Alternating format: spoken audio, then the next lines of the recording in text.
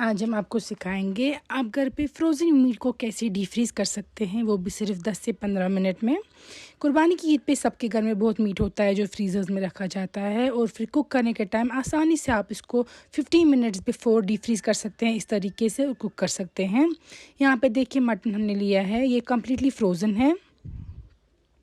आप देख सकते हैं इसमें बर्फ़ की ये लेयर भी लग चुकी है। ये देखिए कम्प्लीटली फ्रोज़न है ये दोनों पीसेस।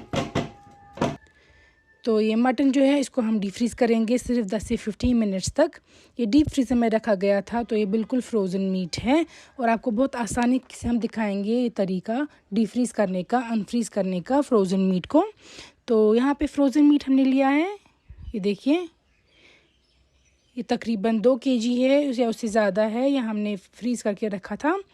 अब आप देखिए हम इसको कितने आसानी से आपको दिखाएंगे डीप फ्रीज़ करना। आपको लेना है गर्म पानी किसी भी बड़े कंटेनर में या बोल में या वेसल में जिसमें आप ये अच्छे से डाल सकते हैं ये फ्रोज़न मीट। तो प्रेफरेबली ऐसा होना चाहिए कंटेनर जिसमें ये डूब जाएंगे परफेक्टली। ये देखिए यहाँ पे हमने गर्म पानी लिया है। अब हम इसमें डालेंगे सिरक या विनेगर। ये हमने डाला है 1 केजी के हिसाब से 5 बड़े चम्मच। और नमक या नून डालेंगे आप 2 से 3 बड़े चम्मच। तो ये 1 किलो के हिसाब से 1 किलो अगर मीट है तो उसमें आप डालेंगे 5 बड़े चम्मच सिरक या विनेगर और 3 बड़े चम्मच नमक या नून। अच्छे से मिक्स करेंगे गर्म पानी के साथ आप ये सिरक और नून या नमक। ये देखिए पानी गर्म होना चाहिए, ठंडे पानी में नहीं डालना है। फिर आप डाल देंगे जो आपने ये फ्रोज़न मीट रखा है वो इसमें, और प्रेफरेबली अच्छे से इसमें कवर करना चाहिए। पानी जो है वो मीट के पीसेस को अच्छे से कवर कर देना चाहिए। इस तरीके से देखिए कम्प्लीटली कवर कर देना चाहिए इसको। और फिर आपको इसको लिड से कवर करना है, ये कंपलसरी है, ये स्टेप आप मिस नहीं करेंगे। लिड से कवर करके 15 मिनट के लिए रख दीजिएगा आप।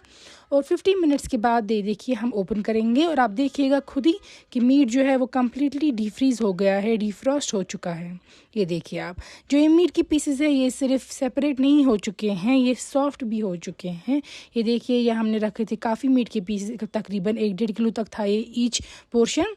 तो हमने इसको सेपरेट कर दिया। अब देखिए ये सिर्फ अलग नहीं हो चुके हैं एक दूसरे से, बल्कि ये नरम भी हो चुके हैं। ये वैसे वाला नरम नहीं हुआ है कि आधा मीट कुक हो चुका है, जी नहीं, ये बिल्कुल वैसे है जैसे कि आप नया फ्रेश मीट लाएंगे उस तरीके का।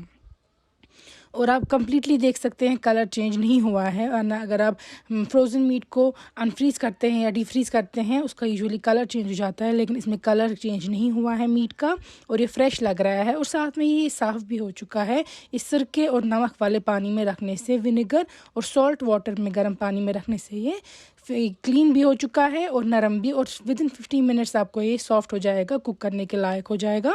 तो जो आपने मीट फ्रीज़ करके रखा है वो आपको ज़रूरी नहीं है एक रात पहले या सुबह निकाल के रखना फिर कुक करना। आप विदिन 10 to 15 मिनट्स जो ये मीट है इसको अनफ्रीज़ कर सकते हैं और फिर कुक कर सकते हैं। ये देखिए सारे मीट के पीसेस सेपरेट हो चुके हैं और बिल्कुल परफेक्टली फाइन लग रहे हैं, कलर चेंज नहीं हुआ है। अब हर घर में जो ये रान होती है ये तो आती है ईद पे, कुर्बानी की ईद पे। तो ये देखिए इसको भी जो लेग पीस होता है रान, इसको भी हम आपको दिखाएंगे कैसे आप डीप फ्रीज़ कर सकते हैं। यहाँ पे हमें ये फ्रोज़न है तो हमने ये फ्रीज़ करके रखी थी। अब आप इसको इतने बड़े राउंड के पीसेस को भी डीप फ्रीज़ कर सकते हैं अंदर तक। सेम वे में गर्म पानी में आप डालेंगे नमक डाल दिएगा 2 से 3 चम्मच आप। और ये जो सिरक होता है या विनेगर इसको भी आप डालेंगे इसमें तकरीबन 2 से 3 बड़े चम्मच गर्म पानी में, उबलते हुए पानी में। लेकिन आपको ये लिड कवर करना है, वो मोस्ट इम्पॉर्टेंट स्टेप है इसमें। ये देखिए हमने ये डाल दिया। इसमें मिक्स करने के बाद आप ये जो ये लेग पीसेस हैं या रान है ये भी आप इसमें डाल देंगे, ऐड कर देंगे। ये भी इसको कवर करना चाहिए पानी, तब जाके आपको अच्छे तरीके से अंदर तक जो ये रान है ये नरम हो जाएगी, कुक करने के लायक हो जाएगी। तो लिड से कवर करके हमने रखा था 15 मिनट तक। 15 मिनट के बाद लिड ओपन करेंगे हम और आप खुद देख सकते हैं। ये देखिए जो ये रान की मीट है इसमें ये सॉफ्ट हो चुका है, ये देखिए आप नरम हो चुका है और ये अंदर तक नरम हो चुका है। मैं आपको ये चॉप करके भी दिखाऊंगी, ये कम्प्लीटली अंदर तक भी नरम हो चुका है। और वरना ये रान जो होती है इसको तो बहुत टाइम लगता है अनफ्रीज़ होने में। अगर फ्रीज़र में रखी होती है इसको वापस नरम होने में काफ़ी टाइम लगता है, लेकिन इस तरीके से आप 15 मिनट में इसको अनफ्रीज़ कर सकते हैं। ये देखिए नरम हो चुकी है और फिर इसको यूज़ कर सकते हैं। तो आप ये रेसिपी, ये तरीका ज़रूर आजमाइएगा। जो ईरान है या मीट है, फ्रोज़न मीट कोई भी, उसको अनफ्रीज़ करने के लिए। यहाँ पे देख सकते हैं कितने आसानी से चाकू इस पे चल रहा है, क्योंकि ये पूरी तरीके से नरम हो चुकी है। हमें इसमें फ़ैट है, चरब काट रहे हैं, और मीट की पीसेस को भी काट के दिखा रही हूँ मैं आपको। ये देखिए, या आसानी से आप इसको काट सकते हैं, और मीट जो है वो फ्रेश लगता है, उसमें कलर चेंज नहीं होती है, स्मेल भी भाग जाती है और क्लीन भी हो जाता है। आप इस सेम वे में जो घर में आप कुर्बानी का मीट फ्रीज़ करके रखेंगे, उसको अनफ्रीज़ कीजिएगा और बताइएगा ये तरीका आप पे काम किया या नहीं, और ज़रूर बताइएगा ये रेसिपी कैसी लगी, और शेयर कीजिएगा।